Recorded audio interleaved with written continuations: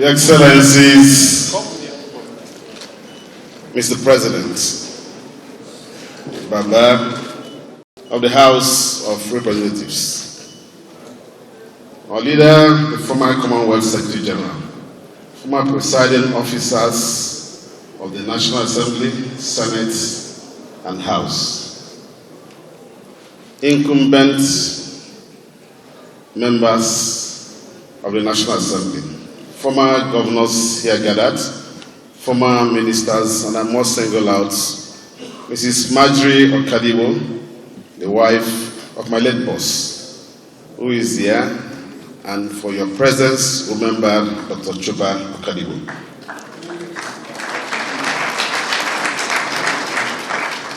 My family, my wife, as a point of contact, my political family, the young men and women who have stood by me, who have believed in me, my social friends and allies, my political friends, and indeed well-wishers, my cultural friends, my religious associates.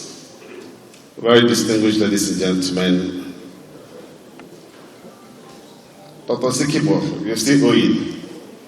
Maybe when you discuss about Baba, he'll give you permission to pay in every currency. To say that I'm overwhelmed, to say that I'm very happy, to say that my day is made would just be an understatement.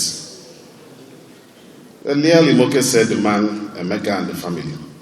But he didn't tell you about, I'm sure you forgot that Emeka's story is about 5 senior sisters and 4 immediate younger sisters. And so to usher me in was goodwill messages from 2 reputable, respectable women in our land.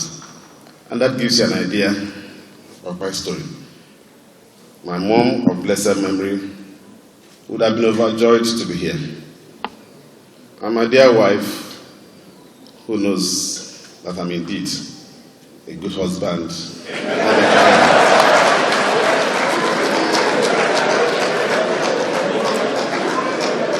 Elder statesmen, very distinguished ladies and gentlemen, from President Obasanjo, who has been up since about 5 to ensure he cut up his flight. He was ready to leave. He got to the airport even before 8. By the time they finished documentation, he came straight from the airport.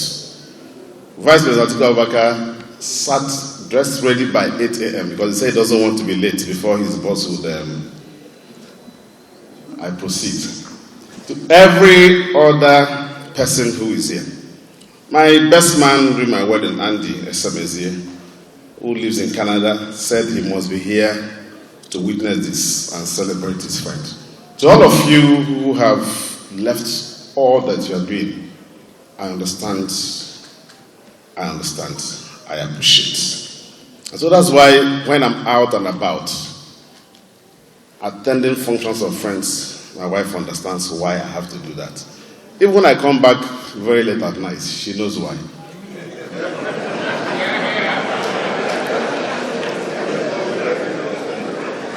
My life, I must say, I thank God for the parents that I had.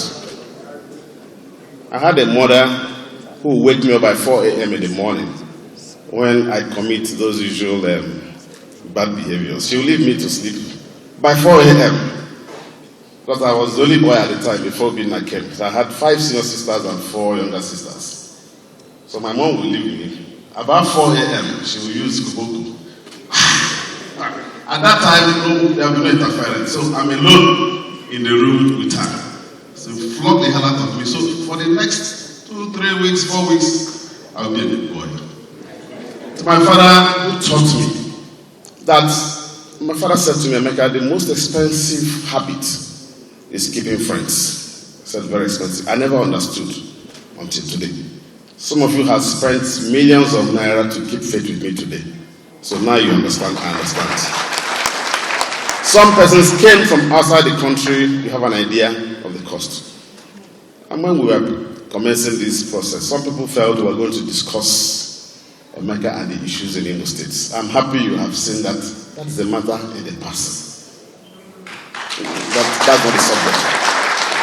And the subject is not to talk about my future, but the subject is simply to gather Nigerians to talk about the well-being of our people and talk about democracy, which we believe in. I've lived my life pursuing the cause of democracy. And so when I take certain positions, it should be understood. I do not take positions because I like you or not like you, but because I believe that democracy remains the best form of governance in our land.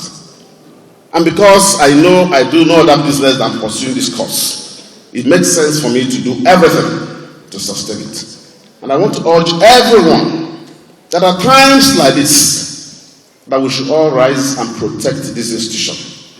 For me, I've been in the legislature for 12 years. I've passed that to that institution, and so I remain committed to that institution. I had the privilege of serving in the executive as a staff and later as an elected governor. And so I would also protect that institution. And I think that judiciary is very fundamental in our stability. So I urge all men and women of goodwill, all of us gathered here, very distinguished Nigerians. From my home state, Governor Chukwudenwa is leading a team that includes former Governor Ihedioha and many others are serving senator. I'm at home with my people, we're at home. But it's important that we do everything we can without fear of favor and speaking truth to power to sustain and protect this institution, to protect democracy. I believe to all of us, mistakes have been made and will always be made. What is important is the way forward. I had a very wonderful upbringing. I didn't come from very rich background. I had a modest background. Civil service parents. They kept telling me that good name is better than money. But in the course of development, I've had access to money. But I've also known the money you should not touch and the one you cannot. And I know that there is life after money. And that as long as God lives, and I must be honest, what we are doing today, I will not, it's essentially not my money. I did not beg. But friends who cared, friends who know that this must happen, have made sure it has happened. Tonight, I'll be hosting virtually everyone here and perhaps more, also in the same manner. I'm overjoyed with gratitude. Governor Masari would have been, Speaker Masari would have been in Katsina today, but he said, Emeka, I must celebrate you. Vice President Obaka would have been out of town today. He said, Emeka, I'll celebrate you. Of course, my brother, Aminu Tambuwa, will be traveling later this night, but he had to be here to honor us. President Obasanjo had to cut short a few other programs to be here. Likewise, all of you. I don't want to join that debate of who is the oldest man. Officially, for the oldest man here, he told me that this year he has only committed himself to traveling outside Lagos twice. But Emeka, because you've come, I'll make it a third one. I'm indeed very grateful. I can't talk about everyone. The Deputy Governor of Enugu and Deputy Governor of Abia. You came in because your bosses have commitments, state functions that they couldn't leave to be here, but they've ensured they sent our best regards. My family is indeed very, very grateful. I'm happy for the kind of family I have, the parentage I have, for my siblings who have shown me love and support over the years.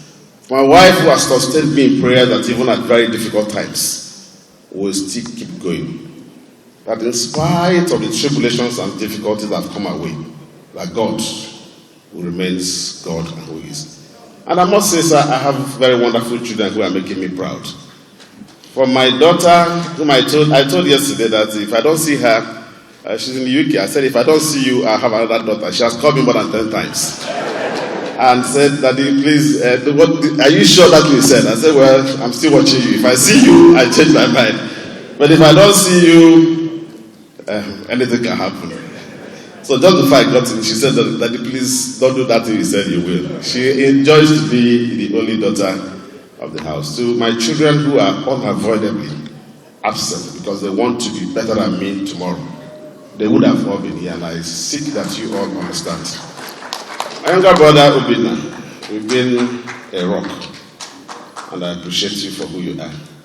Madam Ete, the only woman among the men, but at every point in time you outshine them. It looks like you have a uniform with your son, Tamboa. So we'll discuss. Governor Masari will tell us what happened and at what points and what way. I thank you most sincerely. And I want to assure you that I remain whom I am. I'll be unfazed. I will remain your friend. I will remain consistent. I will remain supportive and protective of our institution. May God bless all of you. For me and democracy, it is still God do us apart. My brother Donald Duke tried to harass me that he will not come, and I said, let me see how you won't come, because I know so much that the world should not hear. Thank you very much.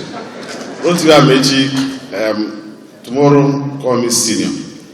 Tambuwal has killed, Dimeji has killed, so you know that this business. I told Tambuwal and Dimeji that today there is no Mr. Speaker, that what we have today is Dimeji and so maybe after today we'll do a review. Senator Ken Namani, our boss, our chairman of former presiding officers forum, Senator Dolphus Wabala, my Oga, Senator David Mark has taught me so much in recent times. That business he was doing with Waba, he taught me and Aminu. And I believe we've learned very well and we're doing interestingly very well. My brother Opute, you know you fly all over the place. And your flight landed this morning to be here. I thank every one of you from the bottom of my heart. When Governor Igu told me that he was 85 years old, I thought it was a joke. So I'm sure when we count Anyoko, SNOKK, of course, Baba.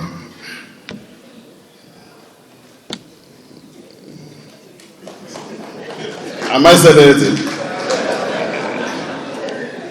My senior brother and elder, Professor Jerry Ghana, who said, and you know, he would always speak and speak well.